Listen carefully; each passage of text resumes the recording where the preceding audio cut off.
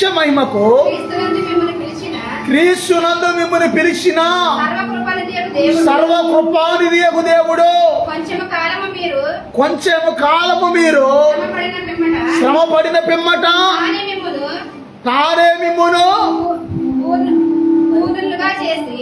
మిమ్మును పరిపూర్ణులుగా చేసి స్థిరపరిచి బలపరుచును. దేవునికి స్తోత్రం. తన నిత్య మహిమకు మిమ్మల్ని పిలిచిన కృపానిధియగు దేవుడు. ఏనిదంట దేవుడు?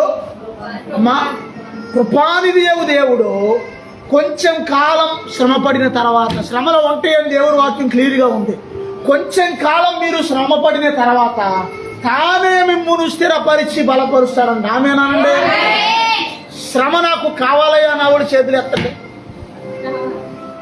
శ్రమ నాకు వద్దు అన్నవాడు చేతులు ఎత్తండి. ఇటు అలా ఉన్నారు.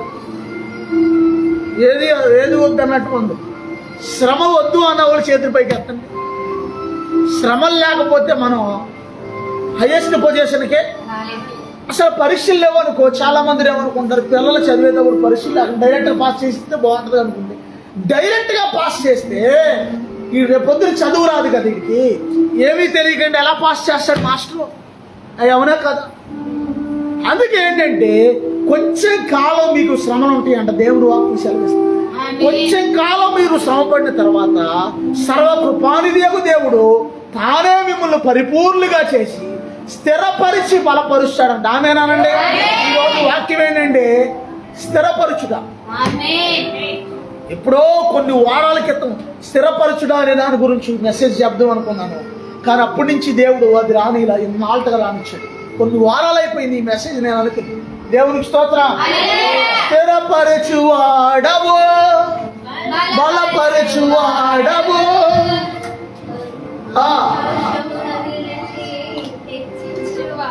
వచ్చినోడు పాడండి. స్థిరపరచువాడవు, బలపరచువాడవు.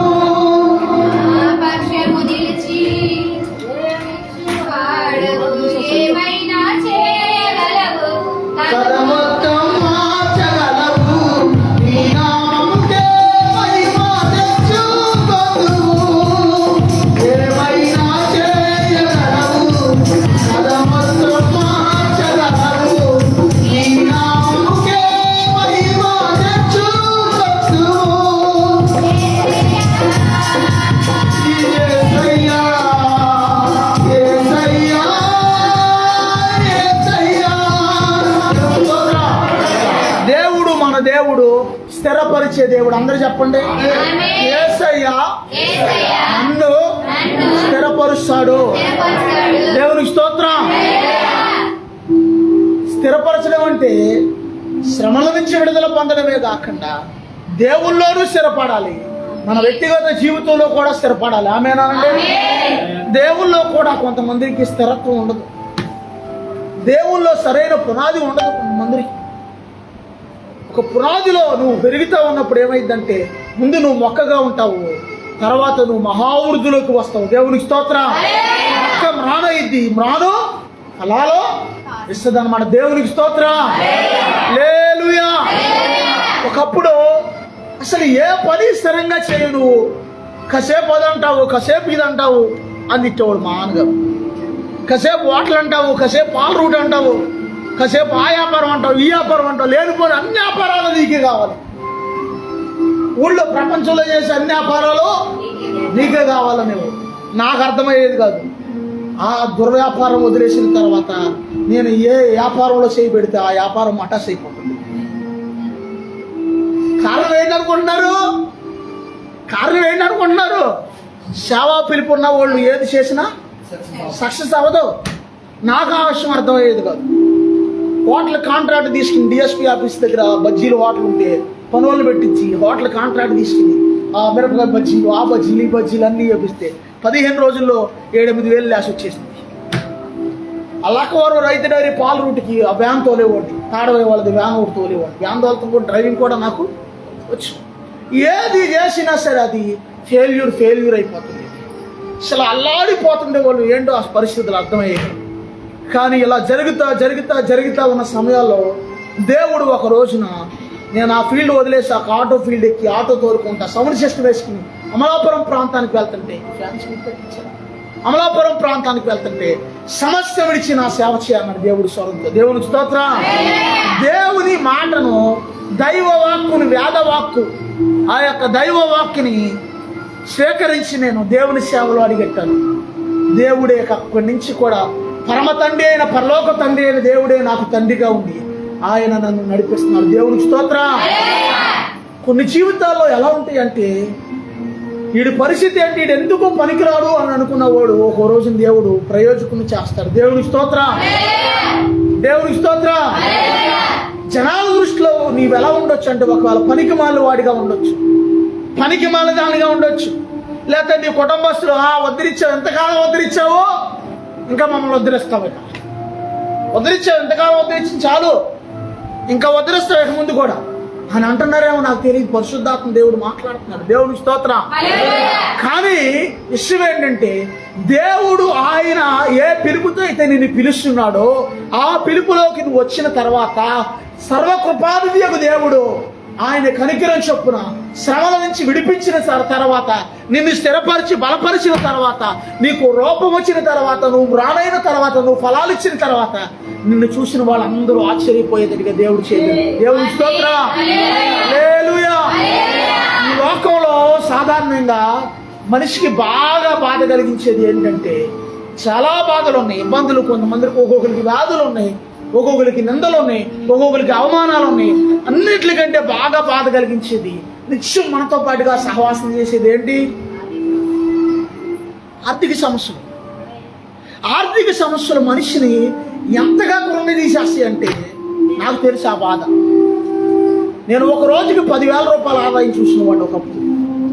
దేవుడు మాటకు లోబడి నేను అవన్నీ వదిలేసిన తర్వాత నా దగ్గర 10 రూపాయలు ఉండే కాదు ఒకప్పుడు.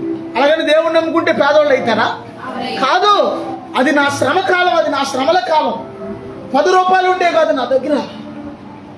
అసలు ఒక్కసారి చికెన్తో ఫోన్ చేస్తే 6 నెలలు పట్టేది, 7 నెలలు పట్టేది మళ్ళీ చికెన్ తిన్నాను. ఎంత? 6-7 నెలలు.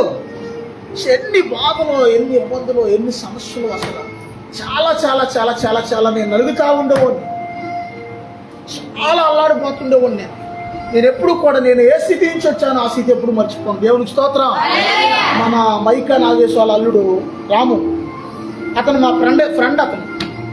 అప్పుడు ఆ దినాల్లో అతను కూడా నాతో పాటుగా నేను ఎట్లా వెళ్తే మీటింగ్లు గట్ట వస్తుండేవాడు. ఒకరోజు నా బ్రదర్ చికెన్ కర్రీ, నేను నా దగ్గర కూడా లేవు కానీ వేరే చోటని అప్పు చేసి చికెన్ తెచ్చి కర్రీ వండించుకొచ్చాను. బ్రదర్ తిని బ్రదర్ అని చూపించాను. బాక్స్తో కోవా తెస్తే తీసుకుని తిన్నాను. ఎన్ని బాధలో, ఎన్ని ఇబ్బందులు, ఎన్ని శ్రమలో, ఎన్ని శోధనలో. నేను పరిచర్యకి తిరిగి తింటే ఇక్కడ వీళ్ళు కారము, సాల్ట్, నూనె వేసుకుని అన్నంలో కలిపి తినేవాళ్ళు పాస్టర్ గారి పిల్లలు. మరి అంత సంపాదించిన వాడిని చివరికి దేవుని కోసం ఎలా అయిపోవడానికి వచ్చానంటే, సరే ఏదైనా నీ ఇష్టం ప్రభు అన్నట్టుగా తల ఉంచాను ఆయన ఎదుట. ఒక్కోసారి పిల్లలకి అనారోగ్యాలు వస్తే చూపించడానికి కూడా డబ్బులు లేక ఆ టైంలో, ఎందుకునైనా మమ్మల్ని ఎలా నలుపుతున్నావు ప్రభు, ఎందుకు ఈ ఆర్థిక ఇబ్బందులు లేకపోతే ఒకసారి తీసేసుకుని ఆయన అని కూడా దేవుడిని అడిగిన సందర్భాలు ఉన్నాయి. బలిపేట మీద ఉండి చెప్తున్న వాస్తవం, నేను అబద్ధం ఆడతలేదు. దేవునికి స్తోత్రం. అల్లాడిపోతా బాధపడుతున్న సమయంలో ఎప్పుడైతే దేవుడు నన్ను సేవలోకి స్వరంతో పిలిచాడో ఇక అంతే, సమస్తం మారిపోయింది. మళ్ళీ దేవునికి స్తోత్రం. సమస్తం మారిపోయింది. సుమారుగా నేను ఎంతకాలం ఇలా నలిగానయ్యా అంటే 7 సంవత్సరాలు నలిగాను. ఎంతకాలం? ఒక మనిషి మీద ఉన్న శాపము, దోషము, ఆ పితరుల శాపము ఏదైనా సరే పోవాలంటే కనీసం 7 సంవత్సరాలు కటికి నలుగుడు ఉంటుంది. 7 సంవత్సరాలు, 7 అంకి దేవునికి ఇష్టమైన అంకి. కనీసం 7 సంవత్సరాల పాటు నలుగుడు ఉంటుంది. తర్వాత నీ స్థితిగతులు మారిపోతాయి. ఆమేనండి. తర్వాత నీ పరిస్థితులు ఎలా మారిపోతాయి అంటే, యోసేపు అన్నదమ్ములు యోసేపుని గుర్తుపట్టలేనంతగా మారిపోతాయి. దేవునికి స్తోత్రం. హల్లెలూయా. దేవునికి స్తోత్రం. రెండోది, మొదటిగానే దేవుడు పరిశుద్ధాత్మ దేవుడు మన వ్యక్తిగత జీవితంలో స్థిరపరచబడడం కోసం, ఆర్థికంగా నిలబడడం కోసం దేవుడు చెప్పాడు. రెండోది, ఆర్థికంగా కూడా దేవుడు నిలబెడతాడు మనల్ని. మొదటి పాయింట్ అదే కదా. ఎందుకంటే చాలా మంది ఏమనుకుంటారంటే, క్రైస్తవులు అంటే పేదోళ్ళు, క్రైస్తవులు అంటే ఆహారం ఉండదు, వస్త్రాలు ఉండవు, వ్యాపారాలు ఉండవు, వాళ్ళు ఎప్పుడు ఉసూరుమంటారు, వాళ్ళు ఎప్పుడు అనుకుంటారు కొంతమంది. కానీ విషయం ఏంటంటే, ప్రపంచంలో ధనికులు ఎవరంటే క్రైస్తవులే. క్రైస్తవ దేశాల దగ్గరికి వెళ్ళి చాలా దేశాలు అప్పు తెచ్చుకుంటే మాకు అప్పు ఇవ్వండి, మా దేశానికి పెట్టుబడులు పెట్టండి, మా దేశానికి రండి, మా దేశాల్లో కంపెనీలు స్టార్ట్ చేయండి. కారణం ఏంటంటే దేవుడు వాళ్ళందరినీ ఆల్రెడీ తలగా ఉంచాడు. దేవునికి స్తోత్రం, హల్లెలూయా, దేవునికి స్తోత్రం. ఇక్కడ ఒకటి దేవుడు మన వ్యక్తిగత జీవితంలో మనల్ని స్థిరపరుస్తాడు. మన దరిద్రత, మన పేదరికం, మన ఆర్థిక ఇబ్బందులు దేవుడు తొలగించి ఆర్థికంగా మనలందరినీ దేవుడు నిలవబెడతాడు. ఆమేన్. దేవునికి స్తోత్రం. రెండోది కీర్తనల గ్రంథం 40వ అధ్యాయం 2వ వచనం చదువుకుంటే, కీర్తనల గ్రంథం 40వ అధ్యాయము 2వ వచనం.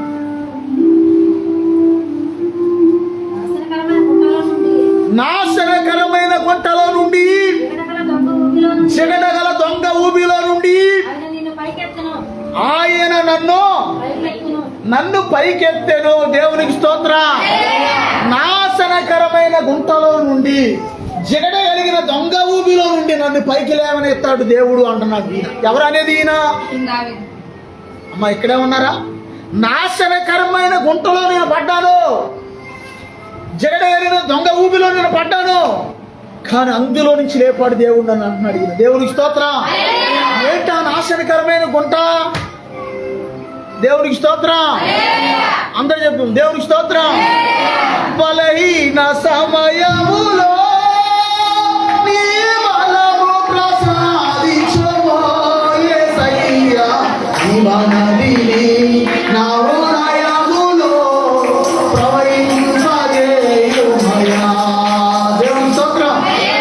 అందుకే జమ్మని రావు, నిల్లు కప్పకట్లు వేసుకుంటా వద్దు, అడాలి పాట మొదలవగానే జమ్మని పరిగెత్తుకుంటూ వచ్చేది కాంబో దగ్గరికి. అర్థమవుతుందా? దేవునికి స్తోత్రం, దేవునికి స్తోత్రం. చిడగలిగిన దొంగ ఊబిలో మేము ఉన్నప్పుడు, నాశనకరమైన ఆ యొక్క గుంటలో ఉన్నప్పుడు దేవుడు నన్ను పైకి లేవనెత్తాడు అన్నాడు. ఏంటంటే ఆ గుంట ఎవరైనా చెప్తారా? చెప్పనా? సామెతల గ్రంథం 23వ అధ్యాయం 27వ వచనం చదవండి. Oh thank you Jesus, thank you Lord, thank you Jesus. సామెతలు 23:27.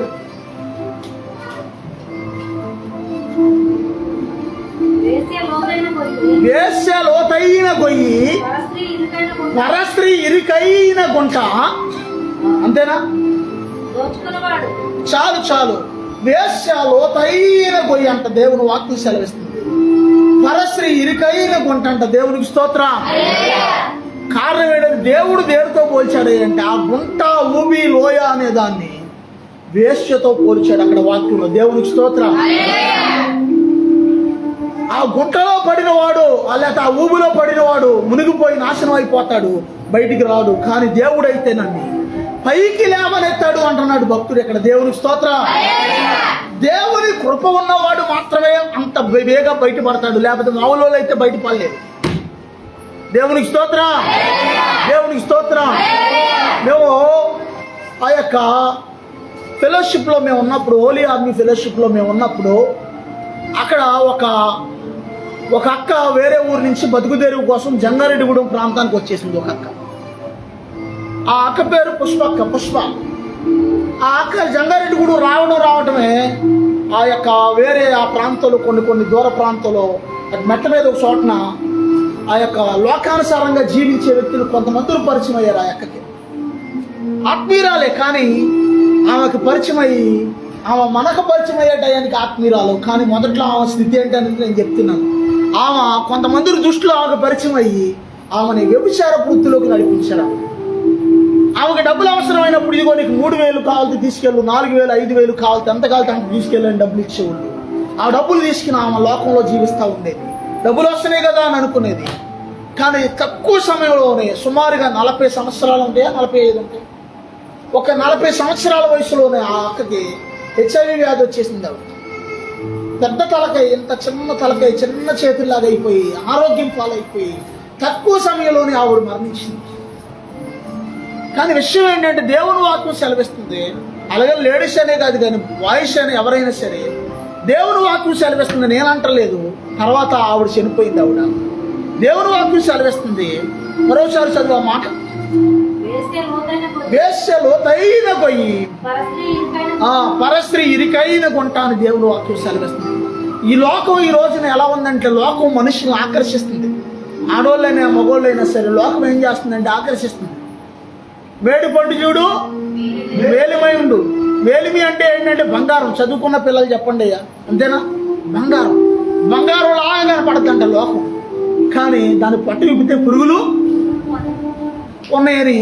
అంటే అలాగే మేడి పండులాగా ఈ లోకం ఎలా ఉందంటే, ఎవరిలో ఏముందో నీకు తెలియదు. నువ్వు ఎవరిని పడితే చూసి వాళ్ళని మోసపోతే గనక దేవుని వాక్యం సెలవిస్తుంది, నీవు గుంటలో ఉన్నట్టు నీవు లోయలో ఉన్నట్టు. దేవునికి స్తోత్రం. ఇంకా ఎంత భయంకరంగా అయిపోయిందయ్యా ఈ మధ్యన ఈ లోకం అంటే. ఒక్క మాట చెప్తాను నేను. ఈ మధ్యన కేరళలో ఒక సంఘటన జరిగింది, మీరు న్యూస్లో చూసుంటారు. దీపక్ అనే ఒక వ్యక్తి ఆత్మహత్య చేసుకుని చనిపోయాడు. ఒక ఉద్యోగస్తుడు, సుమారుగా ఆయన వయసు 40 సంవత్సరాలు ఉంటుంది. సుమారుగా ఆయన వయసు నా వయసు సుమారుగా. ఎందుకంటే ఆయన దారిని ఆయన బస్సులో వెళ్తున్నాడు. ఆయన వెళ్తుంటే ఒక దుష్టురాలు ఏం చేస్తుందంటే, సెల్ ఫోన్ ఒకటి లేదా ఒక ఫోన్ ఏంటి, ఎవరో ఒక త్వరగా రావాలి పర్లేదు. ఒక దుష్టురాలు ఏం చేస్తుందంటే, బస్సులో ఇరికిరికి అందరూ నుంచుంటారు కదా, చూసారా వీడియో?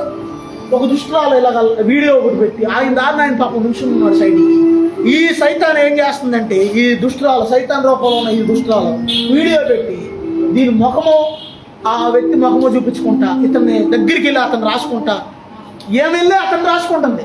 రాసుకుని పైగా ఏమని పెట్టిందంటే, ఈ వీడియో షేర్ చేసి, బస్సులో చూసా ఇదిగో పలానా వ్యక్తి నన్ను అనుకున్నాడు, నన్ను అలాగనేసరికి మంచి వెళ్ళదు జనాల్లోకి. ఎప్పుడు కూడా చెడు చాలా స్పీడ్గా వెళ్ళిపోద్ది, గుర్తుంచుకోండి. మంచి వెళ్ళమన్నా సరే వెళ్ళదు, చెడు నువ్వు వెళ్ళొద్దు అన్నా సరే వెళ్ళిపోయి అందరూ బ్యాడ్ కామెంట్స్ ఆయనకి రకరకాలుగా బ్యాడ్గా చెడుగా ఆ యొక్క కామెంట్లు పెడుతుంటే ఆ వ్యక్తి ఆత్మహత్య చేసుకుని చనిపోయాడు.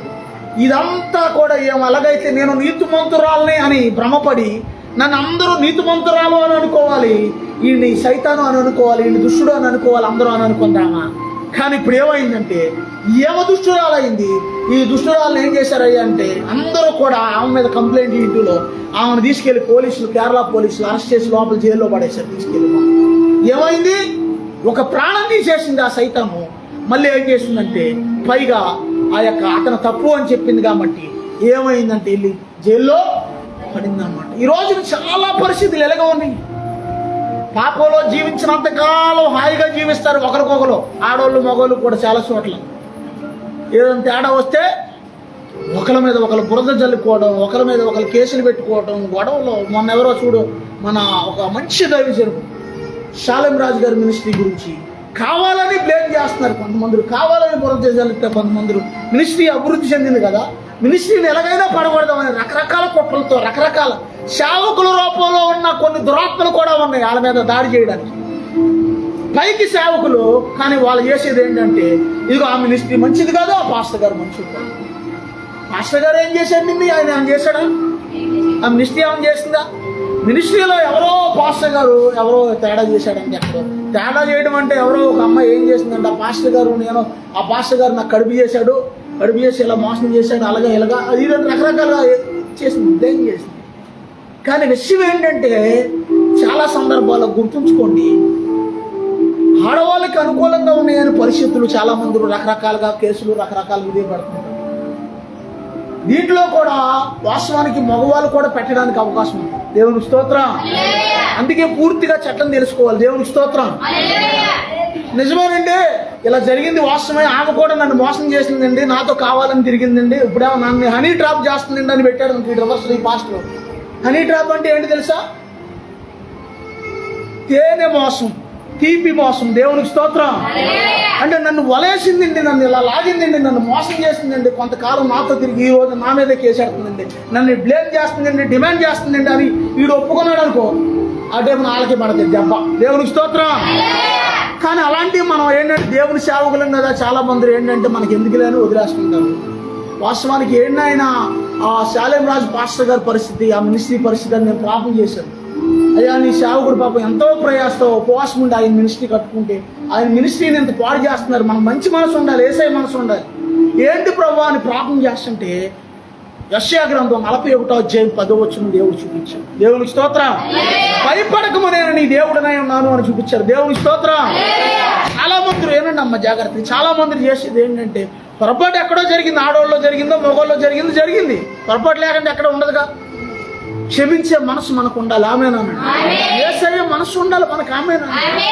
ఇవాళ వేరే వాళ్ళ అబ్బాయి కదా అని చెప్పి వేరే వాళ్ళని మనం ఇది చేస్తాం. రేపొద్దు మన పిల్లోడికి ఎలా అయితే మనం ఒప్పుకుంటామా? మన పిల్లల దగ్గరికి ఏదైనా ఇబ్బంది వస్తే మనం ఒప్పుకోం కదా. అందుకే మనం ఏం చేయాలంటే క్షమించే మనసు ఉండాలి. ఆమేనండి. యేసయ్య మనసు ఉండాలి. ఆమేనండి. ఒకవేళ నువ్వు నష్టపోయావు వేరే వాళ్ళ ద్వారా, నువ్వు దేవుని పెట్టలేక దేవుడు నీకు ఆ ఫలితం ఇస్తాడుగా. క్షమిస్తే ఇస్తాడుగా.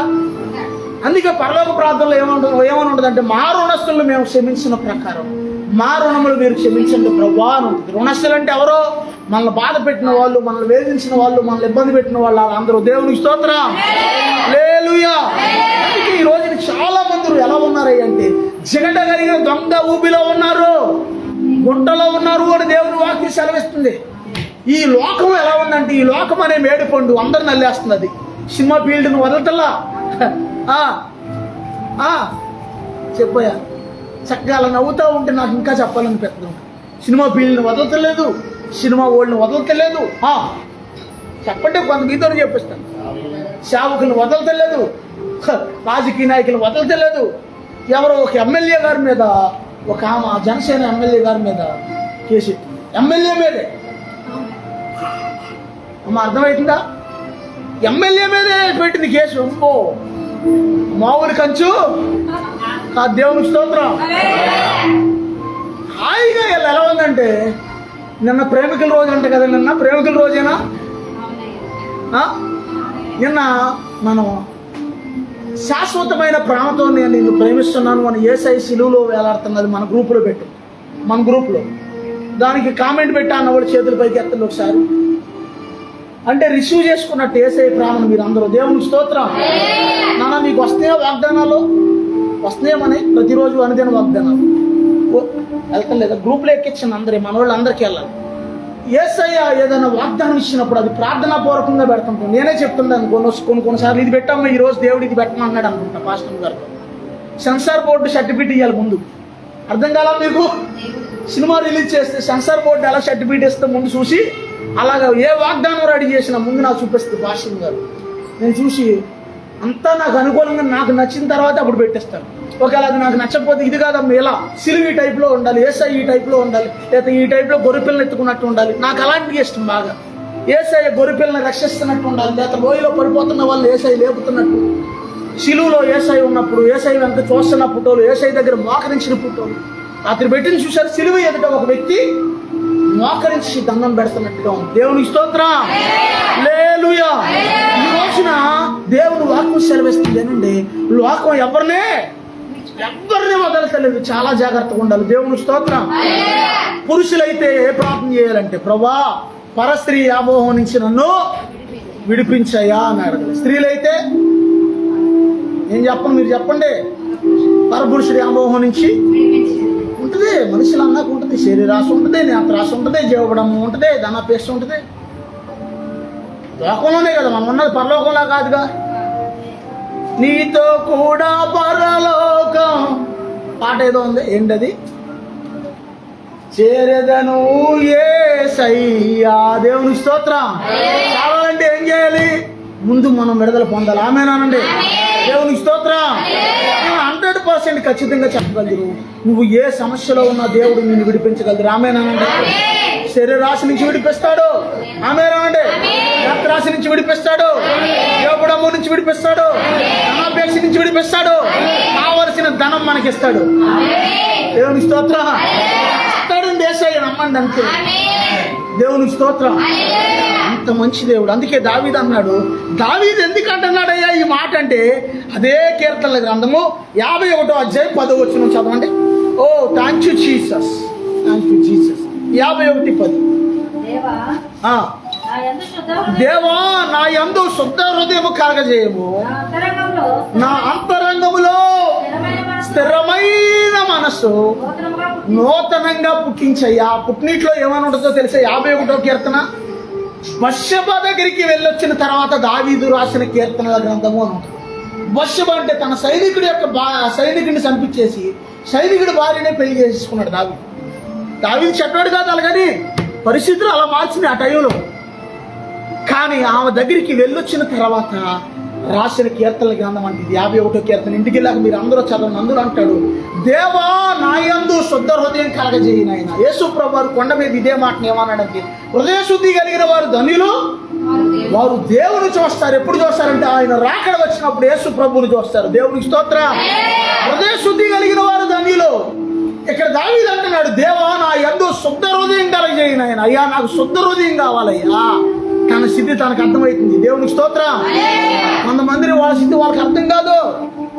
అసలు ఏం చేస్తున్నారు? ఏమి నేను బాగానే ఉన్నాను, నాకేం తెలియదు బాబు. అమ్మ నేను బాగానే ఉన్నాను, నాన్న నేను బాగానే ఉన్నాను, నాకేం తెలియదు. నేను బాగా స్నానం చేసి వచ్చాను, తలదూకొచ్చుకున్నాను, సొక్క వేసుకొచ్చుకున్నాను, బాగానే ఉన్నాను. ఇది కాదు దేవుడికి కావాల్సింది. ఏది కావాలి? హృదయ శుద్ధి కలిగిన వారు ధన్యులు అంట. ఆమేనండి. శుద్ధ హృదయం కావాలయ్యా, నా అంతరంగంలో స్థిరమైన మనసు కావాలయ్యా అంటున్నాడు. కొంతమందికి స్థిరమైన మనసు ఉండదు, చంచల మనసు ఉంటుంది. ఉదాహరణకి మీకు అర్థమయ్యేటట్టుగా చెప్తాను. మరి రేపొద్దున టిఫిన్కి విన్నావా, ఇటు రేపొద్దున జీడిపప్పు ఉప్మా చేయి అన్నాను. నాకు ఎందుకో జీడిపప్పు తినాలంటే జీడిపప్పు కొంచెం ఎక్కువ వేసి జీడిపప్పు ఉప్మా చేయి అన్నాను. మళ్ళీ అంతలోనే వద్దంతా మినపడి చేయాలి అన్నా. మళ్ళీ మినపట్టు కూడా కాదు కానీ ఇంకా ఏదైనా వెరైటీ ఏదైనా ఎవరు తిన్న వెరైటీ చేయాలంటే ఏం చేయాలి? గడ్డ ఉండాలి అక్కడ, అంతేనా? గడ్డ ఎవరు తింటారు? దేవుని స్తోత్రం. ఇలాగ మనిషి ఏం చేస్తాడంటే మనిషి మనసు రకరకాలుగా నేను అన్నాను ఈ మధ్యన, మరి వంట వారానికి సరిపడా టైం టేబుల్ పెట్టి ఒక రోజు నా పాస్టర్ గారు అడుగుతుంటది, ఈ రోజు వంట ఏం చేయను అని. ఏదో ఉంటుందమ్మా, మళ్ళీ ఏదో ఒకటి ఉంటే తినవు కదా, ఏమున్నావు అని అర్థమవుతుంది. అప్పుడు నేనేం చేశానంటే ఈ మధ్యన టైం టేబుల్ పెట్టేశాను. కొంతమంది ఏమంటున్నారంటే పెద్ద పెద్ద డాక్టర్లు చదువుకున్న వాళ్ళకి కూడా మనం విలువేయాలి. మనం ఎలాగో అంత స్థాయిలోకి వెళ్ళకపోయినా వాళ్ళ దేవుడు మనకు ఆశీర్వాదకరంగా చదువుకున్న డాక్టర్లని, పోలీస్ ఆఫీసర్లు, ఐపీఎస్ ఆఫీసర్లని, ఐఏఎస్ ఆఫీసర్లు, జ్ఞానం కలిగిన వాళ్ళు, బాగా చదువుకున్న వాళ్ళు సమాజంలో వాళ్ళు ఏదన్నా మాట మాట్లాడుతున్నప్పుడు వాళ్ళ మాట కూడా ఏం మాట్లాడుతున్నారు అనేది మనం గ్రహించుకోవాలి. ఏది పడితే అంటే వాళ్ళు ఊరకనే కొంతమంది మాజీ ఐపీఎస్ ఆఫీసర్లు, మాజీ ఐఏఎస్ ఆఫీసర్లు రాజకీయాల గురించి మాట్లాడుతుంటారు వీడియోలు. అప్పుడప్పుడు నేను అనుకుంటాను ఏం మాట్లాడుతుంటారని. ఎందుకంటే వాళ్ళ జ్ఞానం కూడా ఒక్కోసారి మనం వినాలి. వాళ్ళ జ్ఞానం ఏం జ్ఞానం అనేది. దేవునికి స్తోత్రం. డాక్టర్లు ఏమంటున్నారంటే కొంతమంది మోసానికి వెళ్ళేటప్పుడు మనం చెప్పాను, శుక్రవారం మళ్ళీ చెప్తున్నాను, మీకు అర్థమయ్యే సందర్భం వచ్చింది కాబట్టి, స్థిరమైన మనసులో నుంచి దేవుడు ఎక్కడ తీసుకొస్తున్నాడు చూడండి. వంటలో ఒక్కోసారి మనం ఆ వంటొద్దు ఈ వంటొద్దు అని మానతంగా అక్కడి నుంచి ఈ సబ్జెక్ట్లోకి వెళ్తుంది. నాకు గుర్తుంది బాగా. డాక్టర్లు ఏమంటున్నారంటే మోసానికి వెళ్ళేటప్పుడు బ్లడ్ పడింది అనుకోండి, మంట వచ్చింది అనుకోండి, మంట కానీ నొప్పి కానీ వస్తే అది మూల సంఖ్య లెక్క అని చెప్పారు. అది పర్లేదు. కానీ అలా కాకుండా మోసానికి వెళ్ళినప్పుడు బాగా ఎక్కువగా పదే అత్తమానం బ్లడ్ పడుతుంది అనుకోండి, అది పేగు క్యాన్సర్తో సమానం అని చెప్పారు. పేగు క్యాన్సర్ వచ్చినప్పుడు ఆపరేషన్ చేసి కొంతమందికి ఎక్కడైతే ఆ యొక్క పేగులో తేడా ఉందో ఆ పేగు మొక్క కట్ చేసి తీసేసి మళ్ళీ అతికిచ్చి చాలా ఇదంతా కూడా రాకుండా ఉండాలంటే ఏం చేయాలనేది కొంతమంది డాక్టర్లు చెప్తున్నారు. పీచు పదార్థం ఎక్కువగా ఉన్న ఆహారాలు తినాలి అంటున్నారు. వాళ్ళు పీచు పదార్థం తింటే కడుపులో పేగులకి అతుక్కుపోయి అరక్కోకుండా కొన్ని ముద్దలాగా ఉండిపోతుంటాయి. అవి కూడా అలా వచ్చేస్తుంది అనమాట బయట. పీచు పదార్థం అంటే ఆ కాయగూరలు, బీరకాయలు, గోరుచిక్కుడుకాయలు, ఈ కాయగూరలన్నీ పీచు పదార్థాలే. అయితే వీటిలో కొంచెం ఎక్కువ ఉంటాయి. కాయగూరలు అన్నింటిలో పీచు ఉంటుంది. మాంసం కూరలో ఇట్లాంటి వాటిలో పీచు ఉండదు. పిండి పదార్థం అది. అర్థమవుతుందా? వారానికి 1-2 సార్లు తినండి, తప్పులేదు. కానీ మన ఆరోగ్యం మన బాధ్యత కాబట్టి పీచు పదార్థం ఎక్కువగా, కాయగూరలు ఎక్కువగా తినడం చాలా మంచిది ఆరోగ్యానికి. రెండోది నీళ్ళు ఎక్కువగా తాగటం చాలా మంచిది. ఒక ఆయన బీపీ ఎక్కువైపోయి 2 కిడ్నీలు పాడైపోయినాయి అంటే బీపీ ఎక్కువైపోయి. కిడ్నీలు పాడైపోతే వాళ్ళ అమ్మగారు ఎవరో కిడ్నీ ఇస్తే ఒక కిడ్నీ వేసిన తర్వాత డాక్టర్ గారు అన్నారంట ఎక్కువగా నీళ్లు తాగమని చెప్పారంట. నీళ్లు తాగమంటే ఆయనకి అప్పటి నుంచి నీళ్లు ఎక్కువగా తాగుతున్నాడంట. దేవుని స్తోత్రం. మా తర్వాత అది కాదు, ఇప్పుడు కాదు, కంగారు పడుకు, నేను జాగ్రత్తగా. దేవుని స్తోత్రం. తర్వాత తాగితే నీ నీళ్ళు ఎక్కడికి వెళ్ళవు, అక్కడే ఉంటాయి. దేవుని స్తోత్రం. ఎలాంటి జాగ్రత్త. నీళ్ళు కొంతమంది ఏంటంటే మీరు గుర్తుంచుకోండి, మన ఆరోగ్యం పట్ల కూడా దేవుడు కృప చూపిస్తున్నారు. దేవునికి స్తోత్రం. ఈ ఆరోగ్యం కూడా స్థిరపరచబడాలి. ఆమేనంటే స్థిరమైన ఆరోగ్యం ఉండాలి. ఆమేనంటే అతమానం మన ఆరోగ్యాలు ఎలా ఉంటాయి అంటే కొంచెంసేపు దగ్గు వస్తే, కొంచెంసేపు తుమ్ములు వస్తాయి, కొంచెంసేపు జ్వరం వస్తే అస్తమానం ట్యాబ్లెట్లు కూడా ఎక్కువ వాడకూడదు, గుర్తుంచుకోండి. షుగరు బీపీ ట్యాబ్లెట్లు అయితే కంటిన్యూగా వాడాలి, షుగర్ ఉన్న బీపీ ఉన్న. కానీ వేరు ట్యాబ్లెట్లు అస్తమానం వాడకూడదు. మరి ముఖ్యంగా నొప్పులు వచ్చే ట్యాబ్లెట్లు ఎక్కువ వాడితే కిడ్నీలు కొట్టేస్తాయి, జాగ్రత్త. పాస్ వచ్చినప్పుడు తర్వాత పోద్దాంలే అని చెప్పి బిగబట్టుకుంటే అలా కూడా కిడ్నీలు మీకు తెలియదు. చాలా వరకు ఉప్పు ఎక్కువ తింటారు కొంతమంది. ఎంత ఉప్పు వేసుకోందే మా అర్థమవుతుందా? ఇంత ఉప్పు వేసుకోందే తింటారు, వాళ్ళకి సాలదు. ఉప్పు ఎక్కువ తిన్నా సరే కిడ్నీలు డ్యామేజ్ అయిపోతాయి. మాంసం ఎక్కువ తిన్నా కిడ్నీలు డ్యామేజ్ అయిపోతాయి. నేను మిమ్మల్ని బెదరగొడతాను, నా సంఘ బిడ్డలు క్షేమంగా ఉండాలనేది నా ఆలోచన. ఒక కిడ్నీ మనిషికి పోతే కొన్ని లక్షల రూపాయలు ఇచ్చినా సరే కిడ్నీ బేగా దొరకదు, మీకు తెలీదు. అప్పుడు దాకా నేను నిన్ను ప్రేమిస్తున్నాను, నువ్వు లేకపోతే నేను లేను అన్న వాళ్ళు అందరూ మాయమైపోతారు. నేను మొన్న పౌలాలు చిన్నపిల్ల అక్కడ ఉంటే ఆ పుట్టదాన్ని ఇస్తే నాకు మచ్చడేస్తుంది. ఆ చిన్నపిల్ల అక్కడ ఉంటే నేను అన్నాను, నువ్వు టీ తాగకపోతే నేను టీ తాగను అన్నాను. చిన్నపిల్లలతో అలాగే అనాలిగా, నువ్వు టీ తాగకపోతే నేను టీ తాగనంటే ఆ పుట్టది ఇప్పుడేగా 2 కప్పులు తాగావు, 2 కప్పులు తాగావు. అమ్మ బాబోయ్, అసలు ఎంత జ్ఞానమో చూడండి, చిన్న పిల్లలకి 2 కప్పులు తాగావు ఇప్పుడే అంటుంది. అమ్మ అర్థమవుతుందా? దేవుని స్తోత్రం. చాలా మన ఆరోగ్యం పట్ల కూడా మనం బాధ్యత వహించాలి. ఆమేనండి. స్థిరమైన ఆరోగ్యం నీకు ఉండాలి. ఆమేనండి. మన దగ్గరికి నాగు గారు వచ్చారు, తాడిచారు నాగు గారు. ఆ తమ్ముడు చాలా అందమైన వ్యక్తి. ఆయన ఆ కుర్రోడు, ఈయనేమో వాళ్ళ అమ్మ పోలిక, వాళ్ళ తమ్ముడేమో వాళ్ళ నాన్న పోలిక. చాలా అందంగా ఉండేవాడు. ఆయన పాపం ఉద్యోగం ఏదో చేసేవాడు. బీపీ ఎక్కువైపోయి 2 కిడ్నీలు పోయినాయి, చనిపోయాడు ఆయన ఇదివరకు. వాళ్ళు ఇలాంటి సందర్భాలు చూసి కుంగిపోయి బాధపడి ఉన్నారు కాబట్టి కుటుంబంలో ఎవరికైనా చిన్న అనారోగ్యం వస్తే చాలా భయపడి చాలా జాగ్రత్తగా చూపించుకుంటారు. జాగ్రత్త గమనించండి. మనం సాధారణంగా మన మధ్యతరగతి వాళ్ళు చేసే తప్పులు ఏంటో తెలుసా? ఏ తేడా వచ్చినా మందుల షాపుల కాడికి వెళ్ళి చిన్న ట్యాబ్లెట్లు తెచ్చుకుంటూ వేసుకుంటాం, పడుకుంటాం. అమ్మాయి తగ్గిపోయింది రేపు పూట. మొన్న ఒక ఆయన పాస్టర్ గారు ఇందంటే వీడియో, ఆయన కూడా అది ఇప్పుడు విపరీతంగా తలనొప్పి వస్తుందని ఒక ఆయన ట్యాబ్లెట్లు తెచ్చుకుని వేసుకునేవాడు అంట. అప్పటికప్పుడు నొప్పి తగ్గేదంట, తలనొప్పి తగ్గిపోయేది. తర్వాత కొద్ది రోజులకి ఆరోగ్యం ఇంకా ఇబ్బంది అవుతుందని హాస్పిటల్కి వెళ్తే 2 కిడ్నీలు పోయినాయి అని చెప్పాను. ట్యాబ్లెట్లు కూడా వేయబడతాయి, వేసుకోకూడదు, గుర్తుంచుకోండి. నొప్పులు అసలు మరి నొప్పుల ట్యాబ్లెట్లు అస్సలు వేసుకోకూడదు.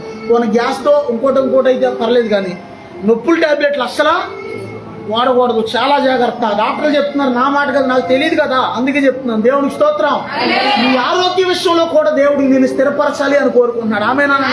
స్థిరపరచాలి అంటే దానికి అర్థం ఏంటి? నువ్వు ఆరోగ్యంగా జాగ్రత్తగా నిద్రపోయిను, జాగ్రత్తగా ఈ నిద్ర వాళ్ళకంటే ఎత్తావు. ఇప్పుడు దేవుని స్తోత్రం. నిన్న మేము నిద్ర గురించి భలే సందర్భం గుర్తొచ్చింది. సహోదరుడు ఇందాక చెప్పాను కదా, సహోదరుడు ఒక రాజానయ్య అని, ఆయన ఫెలోషిప్ పాస్టర్ గారు, నేను ముగ్గురం కలిసి తాడేపల్లిగూడెం ప్రాంతానికి, ఇది ఒక సాక్ష్యం, కిరణా సర్కిల్ అంటే మన మీటింగ్స్ జరుగుతుంటే ఆటో వేసుకెళ్ళి బస్తాలు, కిరణా బస్తా యొక్క ఉల్లిపాయ బస్తాలు, కూరగాయల బస్తాలు, బియ్యం బస్తాలు అన్నీ చదివేశాను ప్యాసింజర్లు. కొంచెం చోటు ఇచ్చాను వాళ్ళిద్దరు కూర్చోవడానికి. పాస్టర్ గారు ఆ అన్నయ్య ఇద్దరు కూర్చున్నారు. ఈ సందర్భం నేను మర్చిపోయి ఎన్ని సంవత్సరాలు నిన్న వాళ్ళు చెప్తున్నారు నాతో.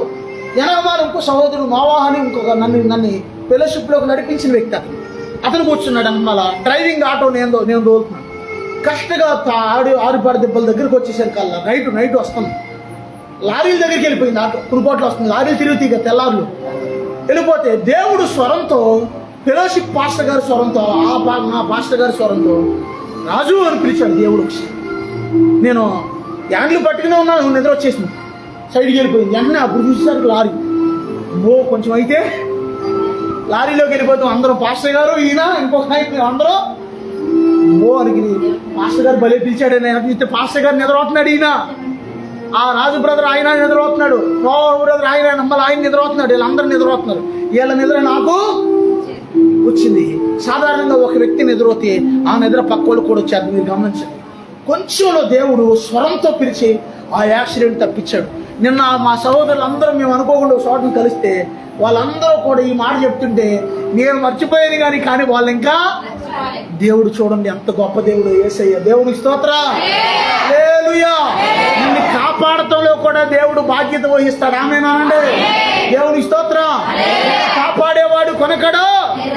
నేను కుణికాను ఆ రోజున, మాస్టర్ గారు కుణికాడు, ఇంకో మా సహోదరుడు రాజాన్ని కుణికాడు, నోవాహు బ్రదర్ కుణికాడు, కానీ యేసయ్య కుణకలేదు. దేవునికి స్తోత్రం. హల్లెలూయా.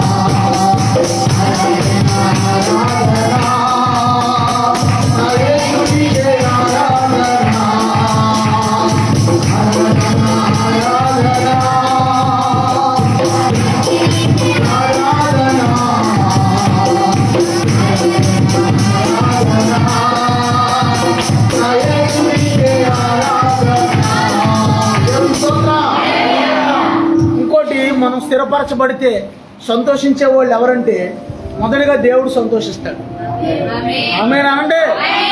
రెండోది ఆత్మీయ నాయకుడు సంతోషపడతాడు. ఆమేనా? థామస్ అయ్య గారు మా ఆత్మీయ నాయకులు ఇక్కడికి వచ్చినప్పుడు, డాడీ ఇదంతా మందే, అది కూడా మందే, ఇక్కడ ఈ సెంటర్లోనే ఇలాగ ఇది మెయిన్ రోడ్ మసీద్ సెంటర్ డాడీ, ఇది పరిస్థితి అని చెప్పాం. ఇక్కడికి వచ్చినప్పుడు నైట్ కాసేపు మాట్లాడి మేము బయట అక్కడ రోడ్డు దగ్గర ఇలా ఉంది డాడీ ఇది పరిస్థితి అని చెప్పి ఇవన్నీ మాట్లాడి మన పరిచర్య ఇది డాడీ పరిస్థితి ప్రస్తుతం ఇక్కడ జరుగుతుంది అని చెప్పాను. ఆయన వచ్చి వెళ్ళిన తర్వాత పరిచర్య దేవుడు ఇంకా విస్తరింపజేసేటట్టుగా చేశారు. దేవుడు స్తోత్రం. అందుకే నేను థామస్ అయ్య గారు అంటే నాకు బాగా ఎందుకు ఇష్టం అంటే దేవుడిచ్చిన నాయకుడు. నేను ఆయన దగ్గర ట్రైనింగ్ అవ్వకపోయినా సరే నిజంగా దేవుడు ఎలాగ ఆయన స్వీకరించాడంటే ఒక మాట గమనించండి, ఈ మాట చెప్తున్నాను. సాధారణంగా వేరే గుడ్ని ఇంకొక పక్షి పొదిగిద్దా? పొదగదు. అర్థమైంది నేను చెప్పింది. వాళ్ళ మినిస్ట్రీలో ట్రైనింగ్ అయిన వాళ్ళకి ఎక్కువ ప్రాధాన్యత ఇస్తారు. కానీ నేను వాళ్ళ మినిస్ట్రీలో ట్రైనింగ్ అవ్వలేదు. అయినా సరే అయ్యా దేవుడు మీ దగ్గరికి వెళ్ళమంటున్నారని 10 సార్లు చెప్పాడు దేవుడు నాకు. వెళ్ళమంటున్నారని వెళ్ళిన తర్వాత నన్ను స్వీకరించాడు కుమారుడిగా. ఆయన దేవుడు పంపించాడని నన్ను స్వీకరించాడు. స్వీకరిస్తున్నాను నేను ఆత్మీయ కుమారుడిగా. ప్రతి నెల సేవకులు పోవడానికి రమ్మన్నాడు. అప్పటి నుంచి దగ్గరికి ఒక 5 సంవత్సరాల మట్టి వెళ్తున్నాను. అంతకుముందు ఒంటరిగా ఉండి పరిచయం చేశాను.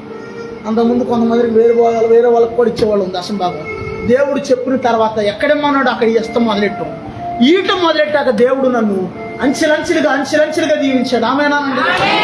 ఒకసారి ఆ యొక్క ఏ ఊరు అది కన్నాపురం అవతల మీటింగ్ జరిగితే అక్కడ కూడా తీసుకెళ్ళాను. మిమ్మల్ని గుర్తుందా? మీటింగ్ కూడా తీసుకెళ్ళాను ఆయన దగ్గరికి. దేవుడికి స్తోత్రం. అందుకే మనం స్థిరపరచబడితే మన దేవుడు సంతోషపడతాడు. ఒకటి. రెండోది మన నాయకుడు సంతోషపడతాడు. మూడోది ఎవరు సంతోషపడతారు? మూడోది ఎవరు తెలుసా? చెప్పండి. నీ కుటుంబం సంతోషపడతారు. ఆమేనానండి? నీ భార్య నీ అభివృద్ధిని కోరింది. నీ భర్త నీ అభివృద్ధిని కోరుతాడు. నీ పిల్లలైన వాళ్ళు మీ తల్లిదండ్రులు మీ అభివృద్ధి కోరుతారు. దేవునికి స్తోత్రం. మీరు స్థిరపరచబడితే, మీరు దీవించబడితే, మీరు బాగుంటే, మీరు అభివృద్ధి చెందితే వాళ్ళు సంతోషపడతారు. అయ్యో ఇదిగో నా భర్త ఇంకా అభివృద్ధి చెందట్లేదేంటి, నా బిడ్డలు ఇంకా అభివృద్ధి చెందట్లేదు ఏంటని ఒక్కోసారి తల్లిదండ్రులు తిడతారు. ఒక్కోసారి తిడతారు. నీ మీద కోపంతో తిట్టేది. బాబు అర్థమవుతుందన్నా? కోపం వచ్చి తిట్టరాలో మీరు ఎంత ప్రయోజకులైతే అంత వాళ్ళకే మంచిది. నువ్వు ఎంత ఎదిగితే తల్లిదండ్రులు ఎంత చెప్తారు అతడోళ్ళకి. మా అబ్బాయి ఏం చేస్తున్నాడు తెలుసా? ఈ పని చేస్తున్నాడు, ఆ పని చేస్తున్నాడు, వాడు ఎదిగో పలానా వ్యాపారం అలాగా ఇలాగా అని ఇంత అనుకో నువ్వు చేసేది. ఓ చాలా చెప్తారు. తల్లులు ఎవరన్నా చేతులు పైకి ఎత్తండి. ఎవరన్నా ఉదాహరణకి రెబ్బగా ఉంది అనుకుంది. ఉదాహరణ వాళ్ళ అబ్బాయి ఉన్నాడు. నాన్న ఏ వర్క్ నువ్వు చేసేది ఏమంటారు? మెకానిక్ వర్క్ ఉంది. మెకానిక్ వర్క్ ఏం చేస్తున్నాడు అనుకో, ఓ మా అబ్బాయి అసలు బళ్ళు చేస్తాడు, బళ్ళు అసలు మా అబ్బాయి చేసినట్టు ఎవరు అసలు ఎవరు ఇట్టే ఇలా ఉట్టిదే ఎంత గంటలు పడుద్ది అసలు ఉట్టే ఇలా అంటాడు అలా అంటాడు పడిపోతాం ఇదే. మళ్ళీ అదంతా గబగబో చేసేసి గబగో బిగించేసి గబగో అసలు ఎంత బాగా చేస్తుంటాడు బళ్ళు. మా అబ్బాయికి సొంత సెట్ పెట్టాలని ఇప్పటి నుంచో నేను ఆశపడుతున్నాను. ఏమన్నా అతను చేసేది ఎంత అయినా సరే తల్లిగా ఆమెలో ఉన్న తల్లి ప్రేమను బట్టి ఏం చేద్దంటే ఎంత చెప్పింది. అమ్మో మా పిల్లోడు ఎంత బాగా చదువుతాడో తెలుసా, అమ్మో మా పిల్ల ఎంత బాగా ఉంటుందో తెలుసా, ఎంత జ్ఞానమో తెలుసా అంటారు తల్లిదండ్రులు. ఎందుకంటే నీ అభివృద్ధిని నీ స్థిరత్వాన్ని చూసి సంతోషించే వాళ్ళకు కూడా ఒక భాగం. దేవునికి స్తోత్రం. 4వ వాళ్ళు కూడా ఉన్నారు. ఎవరో అమ్మ 4వ వాళ్ళు ఎవరో అమ్మా చెప్పాను కింద భార్య బిడ్డలో తల్లిదండ్రులు అది వేరు. 4వది ఎవరంటే మన సంఘ సభ్యులు. సంఘంలో ఒక వ్యక్తి బాగుంటున్నప్పుడు, దీవించబడుతున్నప్పుడు, ఫలిస్తున్నప్పుడు నువ్వు ఆ వ్యక్తిని బట్టి దేవుని స్తుతించాలి. ఆమేనంటే నేను సహోదరుడితో మాట్లాడుతున్నప్పుడు నిజంగా మీరు పడిన ప్రయాసకి దేవుడి ఆశీర్వాదం ఇచ్చాడని అని చెప్పాను. ఆయన దగ్గర 3 అంతస్తుల బిల్డింగ్ ఇచ్చాడు దేవుడే. ఎన్నో అద్దెళ్లలో తిరిగేవాడు, చాలా ఇబ్బందులు పడేవాడు. చిన్న జాబ్ చేసుకుంటా, ఆయన జీడి తోట చేసుకుంటా, మళ్ళీ ఓ పక్కన ప్రతిరోజు వచ్చి పరిచర్యకి పాస్టర్ గారు అని మళ్ళీ పరిచర్యకి తిరిగేవాడు. దేవుడు అంచులంచులుగా ఎన్నో నేను నా కాళ్ళతో చూశాను, అద్దెళ్లలో ఉంటాను చూశాను ఆ సహోదరుని. ఈ రోజున సొంత ఇంట్లో వేరే వాళ్ళకి అద్దెచ్చేటట్టుగా ఉన్నారు. వీళ్ళ పైనుండి వేరే వాళ్ళకి కింద అద్దెకిచ్చారు. దేవునికి స్తోత్రం. దేవుడు స్థిరపరిచాడా వదిలేశాడా? నేను చెప్తున్నాను, జీసస్ నెవర్ ఫెయిల్. యేసుక్రీస్తు ప్రభుని కలిగిన వారికి అపజయము లేదు. ఒకవేళ నువ్వు ఈ రోజున విత్తనంగా ఉండొచ్చు, నువ్వెవరికి కనబడకపోవచ్చు. ఒక రోజున ఈ విత్తనం మొలకం రాను మహావృక్షమై కాయలు కాస్తున్నప్పుడు ఆకాశ పక్షులు వచ్చి దాని మీద వాళ్ళకి, భూజంతువులు వచ్చి దాని నీడకు వస్తాయి, మనుషులు కూడా దాని నీడకే వస్తాయి అంట. దేవునికి స్తోత్రం. అందుకే మనం ఏం చేయాలంటే మనం ఉన్నదాన్ని మనం ఉన్న స్థితిలో బట్టి కృంగిపోకూడదు, లేని దాన్ని బట్టి బాధపడకూడదు. దేవునికి స్తోత్రం. ఏదైనా గుర్తుంచుకోండి, అన్ని జనులు మన సహోదరులు, హిందూ సహోదరులు ఏమంటారంటే మనకు రుణం ఉంటేనే భూమి అయినా మనిషి అయినా మన దగ్గర ఉంటాడంట. మనకు రుణం లేకపోతే అక్కడితో ఆ రుణం తీరిపోతే అది అక్కడితో వెళ్ళిపోద్దంట అక్కడి నుంచి. వాళ్ళు అంటారు పెద్దోళ్ళు అనే మాట. దేవునికి స్తోత్రం. కానీ దేవుడి చిత్తం అయితే మనం ఏం చెప్తామంటే దేవుని చిత్తం అయితేనే ఏదైనా జరిగిద్ది, ఆయన చిత్తం లేకుండా ఏది జరగదు. లేదు అని కృంగిపోకూడదు, ఉంది అని పొంగిపోకూడదు. పొంగిపోతే వచ్చి కింద పడద్ది. దేవునికి స్తోత్రం. తర్వాత మరో మాట చూసుకుందాం. కొలస్సీ పత్రిక 2వ అధ్యాయము 7వ వచనం. త్వరగా చదవండి. Oh thank you Jesus. కొలస్సీ పత్రిక 2వ అధ్యాయం 7వ వచనం.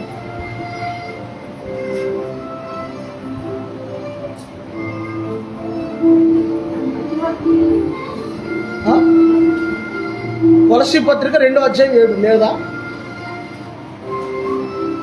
ఉందా?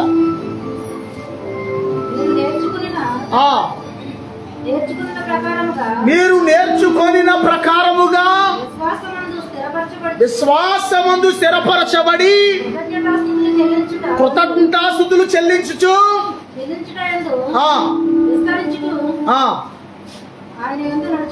ఇక్కడ దేవుడు వాక్యం సెలవిస్తుంది.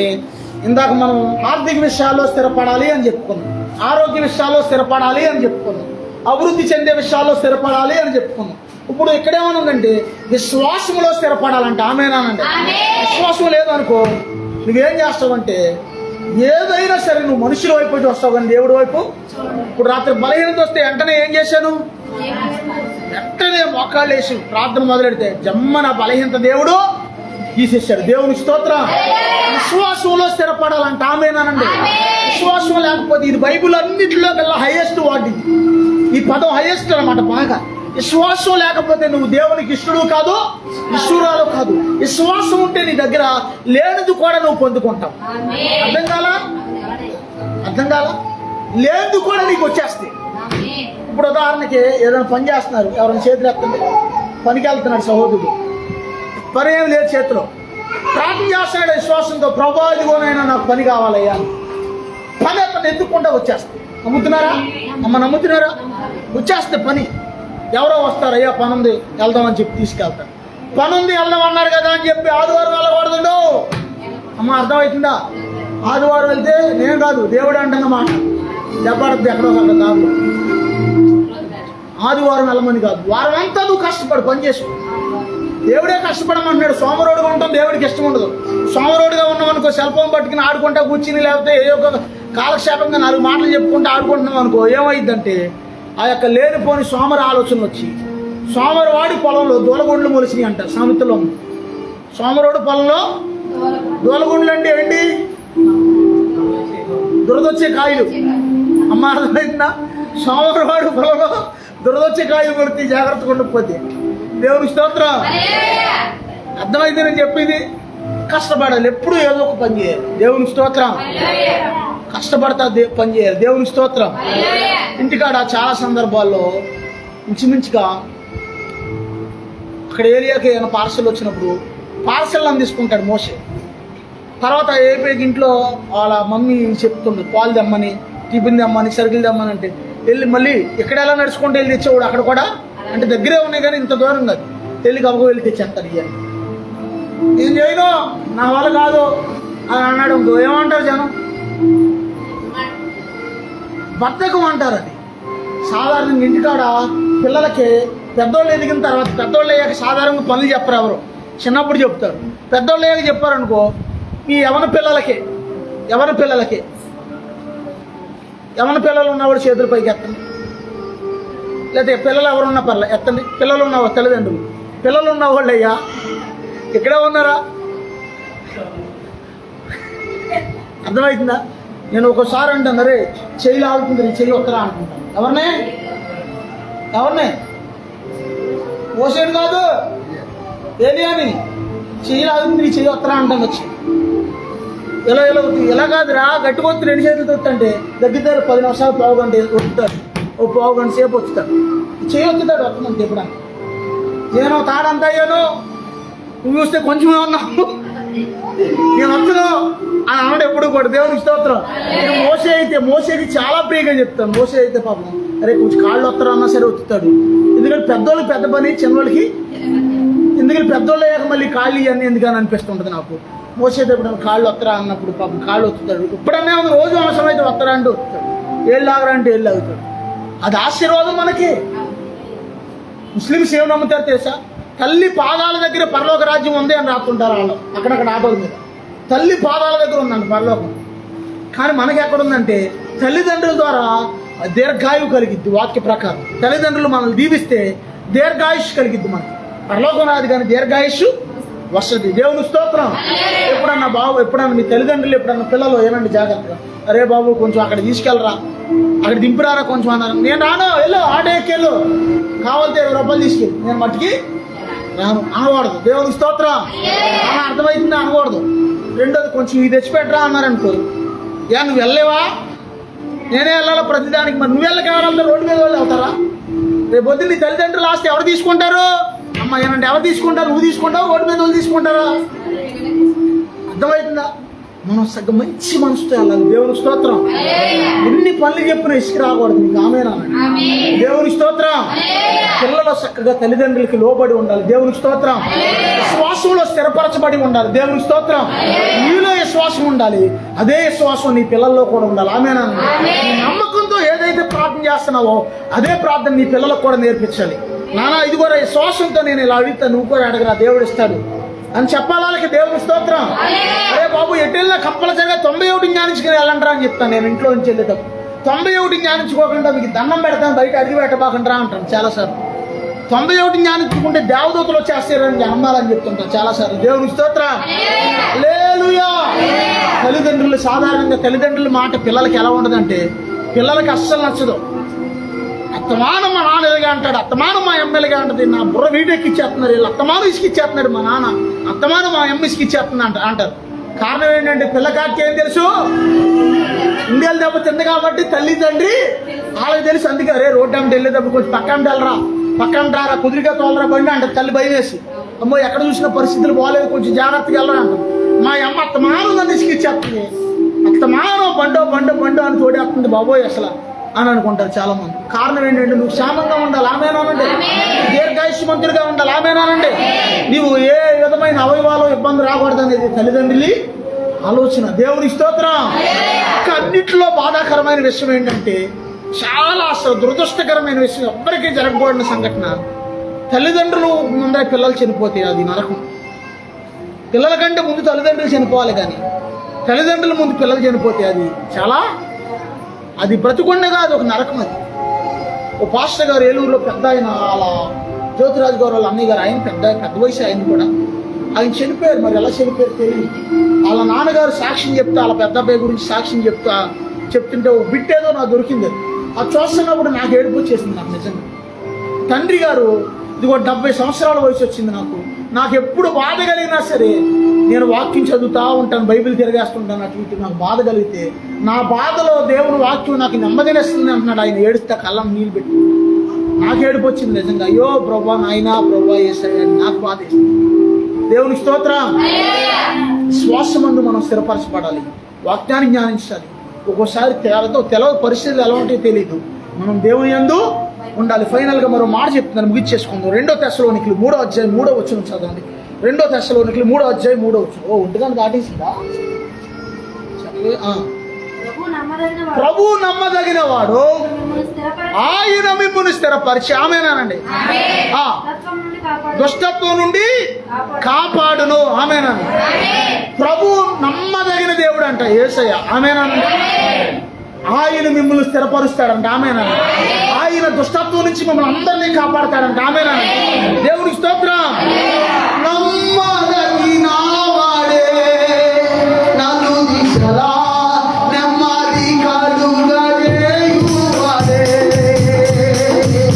నమ్మదగిన వాడే నన్ను దిశలా నెమ్మది కలుగజేయువాడే. రెండోది మరో మాట చెప్తున్నానండి. ఒక్క మాట పరిశుద్ధాత్మ దేవుడు ప్రేరేపిస్తున్నాడు. ఈ మధ్యన కొంతమంది దుష్టులు తయారయ్యి మనం ఎవరు ఫోటో పెడితే వ్యూస్ పెరిగితే, ఎవరు ఫోటో పెడితే లైక్లు పెరిగితే, ఎవరు ఫోటో పెడితే బేగా మన ఛానల్ చూస్తారు జనాలు అని ఆలోచించి నీతిమంతుల ఫోటోలు పెట్టి వాళ్ళ మీద బురద జల్లే బ్యాచ్ తయారయ్యారు కొంతమంది సేవకులు. చాలా జాగ్రత్త. అట్లాంటివి నమ్మబాకండే. యేసు అన్నగారు మంచి పరిచయం చేసి ఆయన దేవుని దగ్గరికి వెళ్ళిపోయాడు. ఆయన గురించి ఎవడో దుష్టుడు రకరకాలుగా ఫోటో పెట్టి అంటున్నాడు. రెండోది వాళ్ళ సేవకుల గురించి ఫోటో పెట్టి ఒకడు దుష్టుడు, మళ్ళీ తండ్రి సన్నిధి వాళ్ళు ఫోటో పెట్టి కొంతమంది దుష్టులు. ఇలాంటి దుష్టులు ఏం చేస్తున్నారంటే వాళ్ళ పట్టిన సైతాన్ని అలా ఏడిపెత్తుంది కాబట్టి నీతిమంతుల మీద బురద జల్లుతున్నారు. కనీసం అలాంటి మనం ఓపెన్ కూడా చేయకూడదు. ఇది దేవునికి స్తోత్రం. ఎందుకంటే వాళ్ళు భ్రష్టాత్మతో నింపబడి నీతిమంతుల మీద వాళ్ళ కఠోరమైన మాటలు పలుకుతున్నప్పుడు మనం ఏకీవించకూడదు. మనం జాగ్రత్తగా ఉండాలి. ఎప్పుడు నేను నీకు చెప్తుంటాను, థామస్ అయ్య గారి దగ్గర నేను 2 విషయాలు నేర్చుకున్నాను అంటుంటాను. ఏంటయ్యి? 100 సార్లు చెప్పాను. ఏంటయ్యి? ఎవరి మీద కూడా, సేవకులే కాదు, ఎవరి గురించి మనం చెడుగా మాట్లాడకూడదు. సేవకుల గురించి కానీ ఎవరి గురించి కాదు, విశ్వాసుల గురించి కూడా ఎవరి గురించి చెడుగా మాట్లాడకూడదు. రెండోది దేవుడికి ఇవ్వటం. ఈ 2 నేను బలంగా నేర్చుకున్నాను. మూడోది ప్రార్థన కూడా. ఆయన ఏమంటాడంటే ఒక మాట అంటాడు, ఖాళీగా ఉంటే ప్రార్థనలో ఉండు, ఒంటరిగా ఉంటే ప్రార్థనలో ఉండు, నలుగురితో ఉంటే నా గురించి మాట్లాడు అని చెప్పాడంటే సేవ స్టార్టింగ్లో దేవుడు. ఒంటరిగా ఉంటే ప్రార్థన చేయి, నలుగురితో ఉంటే నా గురించి మాట్లాడు అన్నాడు యేసయ్య. సేవ స్టార్టింగ్లో థామస్ అయ్య గారితో చెప్పిన మాట. దేవునికి స్తోత్రం.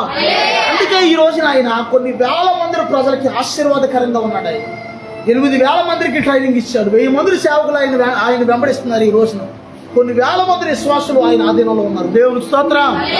దేవునికి స్తోత్రం. మనం నీతిమంతుల దగ్గర మనం భక్తి నేర్చుకోవాలి కానీ ఎవరి దగ్గర ఎవరి బలహీనతలు మనం చూడకూడదు. ప్రతి మనిషిలో ఏదో బలహీనత ఉంటుంది. దేవునికి స్తోత్రం. యూట్యూబ్లో చాలా మంది ఈ మధ్యన సేవకుల్ని రకరకాల విమర్శిస్తుంటే అట్లాంటివి తగిలితే చాలా వరకు అలాంటి వాటితో కొంచెం జాగ్రత్త. అలాంటి వాటితో మనం ఏకీవించకూడదు. ఎందుకంటే మన విశ్వాసంలో స్థిరపరచబడాలి. దేవుడు కోరుకుంటున్నాడు. దుష్టత్వం నుంచి విడుదల పొందాలి. దేవుడు కోరుకుంటున్నాడు. దేవునికి స్తోత్రం. ఆయన మిమ్మల్ని స్థిరపరిచి బలపరుస్తాడంట. దేవుడి కొద్ది వాక్యం దీవించును గాక. దేవునికి స్తోత్రం. ప్రార్థన చేసుకుందాం ప్రభు సన్నిధిలో. ప్రభా, ఇదిగో నేను దేవుడు నిన్ను ఆర్థికంగా స్థిరపరుస్తాను అంటున్నాడు. దేవుడు నిన్ను ఆరోగ్య విషయంలో స్థిరపరుస్తాను అంటున్నాడు. దేవుడు ఇదిగో నీ అభివృద్ధి విషయంలో, కుటుంబ విషయంలో స్థిరపరుస్తాను అంటున్నాడు. దేవుడు ఇదిగో ఈ సంఘంలో స్థిరపరిచి నిన్ను ఫలింపజేస్తాను అంటున్నాడు. ఇదిగో దేవుడు నిన్ను దుష్టత్వం నుంచి కాపాడుతాను అంటున్నాడు. ఇదిగో మనం ఎలా ఉండాలంటే, ప్రభా ప్రతి దుష్టత్వం నుంచి నన్ను విడిపించయ్యా. యేసయ్యా నన్ను స్థిరపరచు నాయన. యేసయ్యా నన్ను బలపరచయ్యా. అయ్యా సర్వకృపానిధి దేవుడు నాయన. అయ్యా సర్వాధికారమైన దేవుడు నాయన. అయ్యా నీతిమంతులైతే నాయన వారు ఎంతగానో ప్రయాసపడి సేవ కట్టిన ఆయన. అయ్యా ఇదిగో మీ రాజ్యాన్ని కట్టి మీ దగ్గరికి చేరుకున్నారు నాయన. అయ్యా ఈ రోజున అనేక మంది దుష్టులైన వారు నీతిమంతుల మీద విమర్శలు చేస్తున్నారు. అయ్యా వారితో కలిసి మేము ఎక్కడా ఏకీవించకూడదు నాయన. అయ్యా సహాయం చేయి నాయన. ప్రతి ఒక్కరిని ప్రేమించే మనసు మాకు దయచేయి నాయన. సహోదర ప్రేమ మాకు దయచేయండి. అయ్యా నీకు వందనాలయ్యా. అయ్యా నీకు స్తోత్రాలయ్యా. అయ్యా నీతిమంతుల దగ్గర నీతికరమైన విషయాలు మేము నేర్చుకోవాలి ప్రభా. ఇదిగో ఎవరి గురించి మేము ఎప్పుడు చెడ్డగా మాట్లాడుకోవాలి. అయ్యా ప్రతి ఒక్కరి గురించి మంచిగా మాట్లాడే కృప దయచేయండి. అయ్యా ప్రతి దాంట్లో నమ్మకం ఉండే కృప దయచేయండి. తండ్రి నీకు వందనాలయ్యా. తండ్రి నీకు స్తోత్రాలయ్యా అని ప్రార్థన చేసుకుంటూ ఇదిగో నీ ఆరోగ్య విషయంలో కూడా దేవుడు నీ ఆరోగ్యాన్ని స్థిరపరచాలి అని కోరుకుంటున్నాడు. కుమారుడా కుమార్తె జాగ్రత్తగా విను. నీ ఆరోగ్య విషయంలో కూడా నీ అనారోగ్యాల నుంచి నీ విడుదల పొందాలి. నీ సమస్యల నుంచి నీ విడుదల పొందాలి. నీ కుటుంబం సంఘంలో స్థిరపరచబడి నీ కుటుంబం సంఘంలో పచ్చని ఒలీవల చెట్టు వలె ఉండాలని దేవుడు కోరుకుంటున్నాడు. ప్రభువా నీకు వందనాలయ్యా. ప్రభువానికి స్తోత్రాలయ్యా. ఇదిగో దావీదు అంటున్నాడు, ఇదిగో చికట గల దొంగ ఊపిలో నుండి, నాశనకరమైన గుంటలో నుండి ప్రభువు నన్ను లేవనెత్తాడు. ఇదిగో పడిపోయిన స్థితిలో నుంచి యేసయ్య నన్ను లేవనెత్తాడు అంటున్నాడు. అయ్యా ప్రభువా నన్ను లేవనెత్తయ్యా అని అడగండి. ప్రభువా నా బలహీనతల నుంచి విడిపించండి అయ్యా అని అడగండి. ప్రభువా నా బంధకాల నుంచి విడిపించండి నాయన. అయ్యా ఒంటరిగా ఉన్నప్పుడు నీతో గడిపే కృప మాకు దయచేయను. అయ్యా నలుగురితో ఉన్నప్పుడు నీ గురించి మాట్లాడే కృప మాకు దయచేయను అని ప్రార్థన చేసుకున్నాను. ప్రభువా నీకు వందనాలయ్యా. అయ్యా నీకు వందనాలయ్యా. నలుగురితో ఉన్నప్పుడు ఒకవేళ నీవు లోకానుసారమైన విషయాలు వస్తున్నాయేమో, ఒకవేళ ఒంటరిగా ఉన్నప్పుడు నీకు లోకానుసారమైన విషయాలు వస్తున్నాయేమో, అయ్యా లోకం నుంచి, శాపం నుంచి, పాపం నుంచి, బంధకాల నుంచి విడిపించయ్యా. అయ్యా ఇదిగో నేను నా యందు శుద్ధ హృదయం కలగజేయను ఆయన. ప్రభా నా అంతరంగంలో స్థిరమైన మనసు నూతనంగా పుట్టించయ్యా అని అడుగుదు. ప్రభా నా అంతరంగంలో స్థిరమైన మనసు కావాలయ్యా. అయ్యా నా అంతరంగంలో స్థిరమైన మనసును దయచేయనయ్యా. అయ్యా నా అంతరంగంలో స్థిరమైన మనసు నూతనంగా పుట్టించయ్యా. యేసయ్యా చంచల మనసు నుంచి నన్ను విడిపించు నాయనా. అయ్యా స్థిరమైన మనసు నాకు దయచేయనని ప్రార్థన చేసుకుందాం. ఎత్తబడిన వాక్యాన్ని